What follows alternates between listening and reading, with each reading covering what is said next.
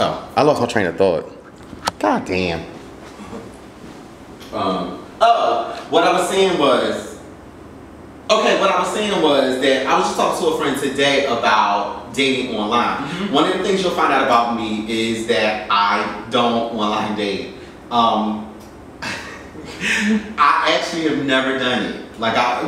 There was one time I did it, and a guy contacted me online. I was actually on a bodybuilding website at the time, and he contacted me online and wanted to talk to me, so I did entertain him over the phone for a few days. But I thought it was kind of weird that he never wanted to meet. We never got a chance to meet physically in person. So maybe about after a week of, no doubt, you know what I mean? So maybe about after a week of talking to him, I was like, yo, this online dating thing is just not my thing. I know I'm probably the one weirdo in America that just thinks it's kind of weird. I don't know you. You haven't made any effort to get together with me and physically see me. So this is all kind of weird.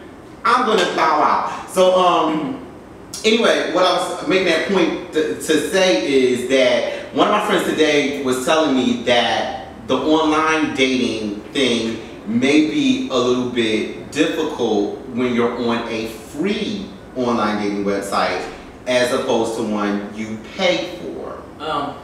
Well, mind you, let me qualify this by saying that she is a straight girl. That's totally different. Okay, so we'll talk about that in a minute too. So she was saying, maybe that I would be able to find people potentially that more aligned with my life and my lifestyle if I went to a site where the people paid. Yeah, it'll be 73 and white.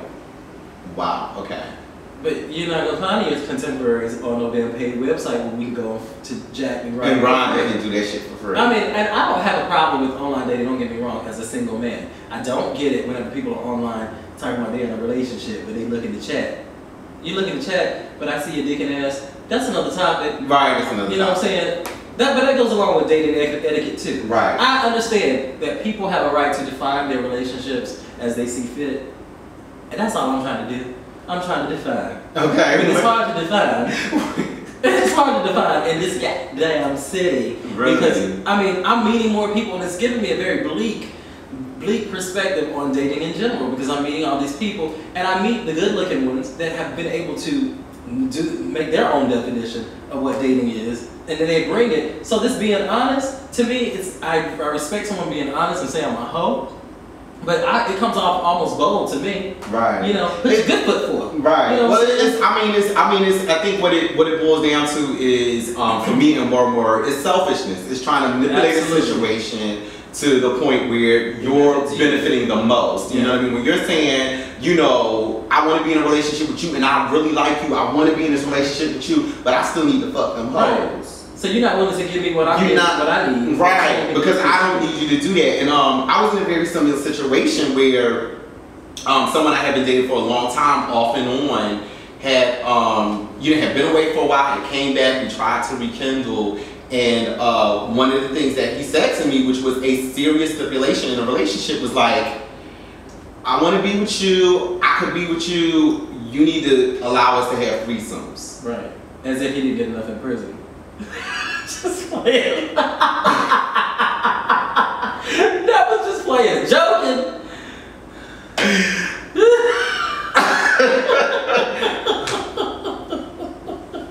That was a joke. Wow. No, but he was like, one of the things, this was not a conversation in reference to prison. In any way, shape, or form. All my prisoners up there. But all my people that are locked down, stay up, shut up, it's not funny. Stay up, we love you. No, but he was dead serious. He was like, I need to be able to have threesomes. And, to me, it was a situation where I was like, no dice. But at least he kept it real. Yeah, at least he did. That he did. He did keep it real. It's no shade. Because he could have threesomes, and I told you. You kept it real. You wanted to have threesomes. You wanted them to potentially be with me. That's sexy. That's love. No, it's not. By the way, I wasn't feeling it. I'm like, like, no, listen, I am in my mid-30s, you know what I'm saying? I'm really, you know what I'm saying? I'm in my mid-30s. He's only speaking for himself. Okay, I'm in my mid-30s. I'm like, yo, I need you to be ready, willing, and able to, build a relationship that's substantiated on a little bit more than sexual activity. You know what I mean? Sex is great. And it's very important, though. And it's important. And on the low, I might even be down for a threesome situation somewhere down the line, but you cannot come into this piece telling me like, this is a deal breaker for me and this is what you need. You need to be able to have a threesome. I'm good on that.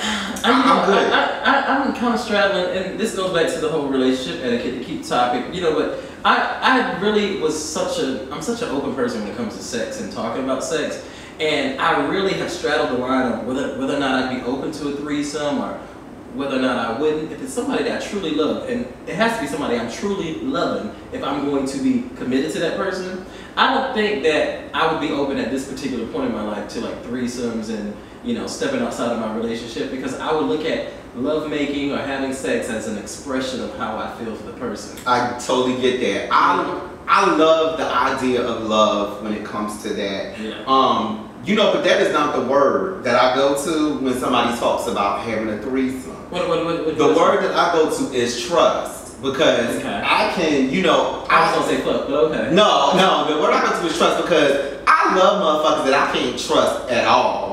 You do? I have loved. Everybody I love, I can't trust. Yeah, I have loved people. I have loved motherfuckers I can't trust. So my thing is, for the threesome situation to happen, there has to be a lot of love, of course, if we're in like a relationship, or if we're married, or whatever the case may be, if we're in a committed relationship. But I need to be able to trust that, that all this shit is for entertainment purposes only. Okay. Because there is no way in reality that I would actually be able to do that while involving myself in that situation with my man. Yeah. Then we ain't doing that shit. So that's why, when the opportunity was presented to me to be in a committed relationship, a lifelong relationship, with the caveat of entertaining threesomes, I had to respectfully decline and say, you know what? I just don't understand though, because if the person is being forthcoming and saying this is something that I want in my relationship, isn't there respect for being forthcoming with that? There's respect for being forthcoming. It ain't no trust though. No you know trust. What I mean? Because in this particular case, this person and I have already had the trust broken in other aspects. So, when we were trying to, fix something that was broken previously. Yeah. And upon his return, one of his caveats was, okay, not only, I understand that we broke up because I betrayed your trust. Yeah. Now I just want to openly say, well, can I at least fuck other people? Or can you join in with me and fuck other people? Okay. And it was like, I couldn't do it. Someone brand new with no previous history could have the exact same request and it would be honored? Honestly, and I can only speak on how I feel right now. How I feel right now is I would do it if I knew that the person was someone that I could trust and that they were interested in, they wanted to do that. I don't know if I could do that from, this is my insanity. I don't know if I could do that from the beginning of the relationship though. Like I would need some time, a lot of time, where we would be monogamous before we introduce something like that into the relationship. I agree. And I just feel like if somebody approached me right now with the whole, can we do threesomes in a relationship, I would feel like we're not on the same page, because I've been so open sexually as a single person, that moving into a relationship would be partly so I could reel it in a little bit. I don't feel like that person's not really ready to reel it in. Therefore, we're probably not on the same page. I get that. But then that goes back to dating here in Philadelphia. Somebody is 23 to be the same place as me. Someone who it's not 23. It's not 23. That's a problem. Right. Hold up. I'm not gonna say how old I am. I'm not gonna say how old I am. I just want to say, I ain't dating no motherfucking 20-something-year-old. It's just no 23. 23. That's like mad young, to me. And I'm saying, to all my young boys out there, like I said, we love you. It ain't nothing. It's no shade to none of y'all. I'm just not 20. I hadn't been 20 for a long time. I haven't been 23 for a long time. I have been 23 before. Okay. I've been 23 before, but it was so long ago. It's like I can't even remember. It wasn't that long ago. But I can't. So I'm like, I don't necessarily see. I don't necessarily see potential for the relationship to grow to a long-term, potentially lifelong relationship when there is such a huge gap in age. The 20s to me are literally like dog years. Like you learn so much and you grow so much between 23 and 26, let alone 23 and, you know, well into your 30s. Like, you know what I'm saying? So I'm like... Yeah, but that word lifelong is so subjective. Lifelong to me could be 5 years, the next 5 years.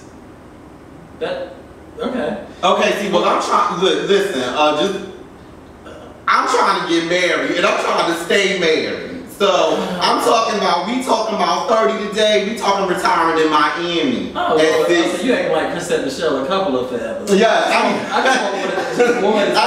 it's no shade. You know, I'm like, can you deal with this loving me for life? To have it whole forever. You know, but everybody's definition of forever is a little different, because my forever is not when I'm saying. See, this is the fucking problem. This is why people can walk up to you or sit in front of you in a date and say, I want to fuck everybody else and still be with you, because their definition of forever is different. Forever means forever. It ain't no other meaning for forever. No, I just think that, you know, everybody, I look at forever as a word that's kind of interchangeable. I don't look at forever as a little term. Forever. It's a long time. I look at forever like to the end of our journey together. This shit sound like new man. I'm sorry. Like, I don't know what the fuck this is. Look, it's one or the other.